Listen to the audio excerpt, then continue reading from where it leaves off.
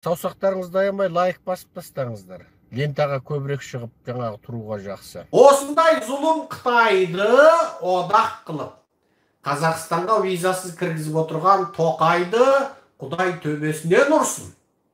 77 үрім бұтағына дейін құрып кетсін. Тоқайды және оның жақтастарын жаратушы қаһарына алсын. Кім Тоқайды жақсы көрсе, және оның билігін дұрыс деп білсе, және Тоқайға орай берейік, Тоқай жақсы деп жатыр десе, Құдай оның өзін және ұрпағын екі әлемде қор қылсын. Тоқайды және оның командасын құптаушылар, жақтаушылар, және осы ұрғары қарақшы шүйберлердің жемтіктесі болып жан бағып жүргендерді Құдай тағала кәріне алсын. Бұл дүниеде азабын жіберсін, ауруын жіберсін, ол дүниеде тозағына салсын. Қытаймен визасыз қарым-қатынас жасап, Қарақытайды қазақ жеріне қаптатып, Қытайдың бүкіл вирусын жұқтырып, қазақтың бүкіл малын қырып жатыр. Қазір Алматы, Жетісу, Шығыс Қазақстанда қазақтың малы қалған жоқ. Бәрі Қытайдың улы кенесі кеп қырып кетті. Сиырлар қан сиып, доктор келіп укол салып үлгермей, сиырлар бүк түсіп өліп жатыр. Осының бәрін істеген Тоқай.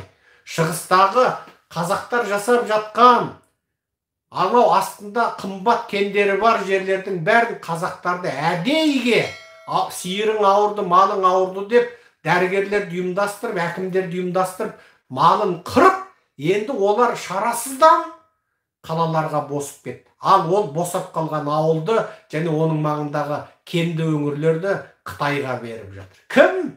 Назарбаев әулеті, Дариға Құлыбаев әулеті. Ал ол жерден қазақты кетіру үшін олардың малына ауру таратып, мал дәрігерлерін қаншер, қарақшы ретінде пайдаланып, сенің малың бір сиырың ауырды, бітті сылтау, ана қалған 100 сиырын өртеп тастайды. От бүркіп, бензин шашып өртеп көміп жатыр. Сөйтіп бүкіл шығысты қазақтан тазартып, қазақтан адалап, қазақсыз шығысқа айналдырып, ол жерді кенімен, зауытымен қосып, елді мекенмен қосып Қытайға беріп жатыр. Міне, Қытай визасыз қаптап жатыр, ал қазақ Қытайға баруға 7 жыл, 8 жыл көрмеген туысын көруге қазақ виза алмай жүр. Қазақ Қытайға баруға виза сұрайды. Виза бермейді. Ана жақта өлген әке шешесіне 7 жыл топырақ сала алмай жүр. Ана жақта әке шешесі өліп қалған, баласы оқимын деп Қазақстанда қалып қалған. Қытайда концлагер басталғанда екі жақ үзіліп қалған. Тоқай бар визасыз режимге қол қойдық деп дүниені алдап отыр. Ал қазақ Қытайға бара алмай отыр. Виза. Ал Қытай визасыз қаптап жатыр. Ал міне тоқайларыңның зұлымдығы. Тоқайларыңның зұлымдығы. Айналайын қазақ, айтып үйрен. Егер сен көкірегіңдегі, жүрегіңдегін айтпасаң, Құдайдың өзі сенің қандай ойда екеніңді есепке алмайды. Құдай, көрнекінде, көмескініде білуші Құдай.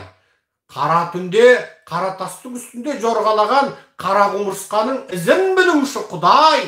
Бірақ адам баласын жаратқанда неге саған барлығын қарекетіңмен дәлелдеді? Бізді жаратпай тұрып, тіпті жаратқаннан кейін де Құдай біздің жәннаты тозақы болатынымызды білмей ме? Біледі. Бірақ бізді мойындату үшін өзің істейсің. Зұлымдықты істесең, істедің, енді жауабыңды аласың дейді. Жақсылықты істесең, істедің, енді сыйыңды аласың дейді. Тура сол сияқты. Сен бәрін қарекетпен көрсет. Тоқайды жек көретініңді, Назарбаевты жек көретініңді бірі қарекетіңмен білдір, сонда Құдайдың есебіне кіресің. Үндемей тымпиып отырсаң, тіпті аузыңда соларды қаралай алмасаң, яғни оның қаралау деген жалалау емес, аузыңда тіліңнің өзімен зұлымдыққа қарсы тұра алмасаң, онда сен зұлымдықты жасаушымен бір категориядасың. Зұлымдыққа қарсы тұрудың ең жоғарғы деңгейі қарекетпен қарсы тұру. Зұлымдыққа қарсы тұрудың екінші деңгейі тілмен қарсы тұру. Зұлымдыққа қарсы тұрудың ең әлсіз түрі алақан жайып дұға жасау. Бірақ бұл иманның ең әлсізі деген. Бұл сахих хадис. Ендеше зұлымдыққа қарекетпен қарсы тұрайық. Ол Құдайдың бірінші дәрежедегі сүйген құлының ісі. Ал Құдайдың бірінші дәрежелі сүйген құлы бола алмасаң, кем дегенде зұлымдыққа тіліңмен қарсы бол. Аман болайық, қалың елім қазағым, үнсіз қалма. Құдай сенің жүрегіңді біліп тұр, бірақ қарекетіңмен дәлелде. Сен қарекетіңмен дәлелдесең, Құдай саған бақ береді. Тымпиып тыныш жатсаң, сорлап жата бересің. Қарлығаш теңіздей боп лаулап жанған өртке қанатымен су сеуіпті. Қарағарға қарқылдап күліпті дейді. Қанатымен су сепкен қарлығаштай деп қазақ біреуге тинамдай болса да көмек беретін адамды сөйтіп айтатыны осы шариғи әңгіме. Сонда қарлығаш айтыпты дейді. Өртті сөндіру менің қолымнан келмес, бірақ мен жаратушыға өзімнің қай жақта екенімді көрсеткім келді депті. Тура сол сияқты.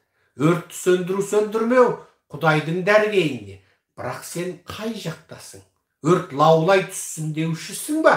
Жоқ, өрт сөнсе екен деушісің ба? Ендеше қанатыңмен су сеп. Үнсіз қалма қазақ.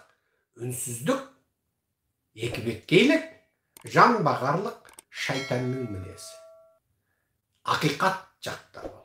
Аққа жақ бол, қараға қарсы бол. Ол шынайы адами мінез. Аман сау болайық. Құрметпен Серікжан Біләшұлы.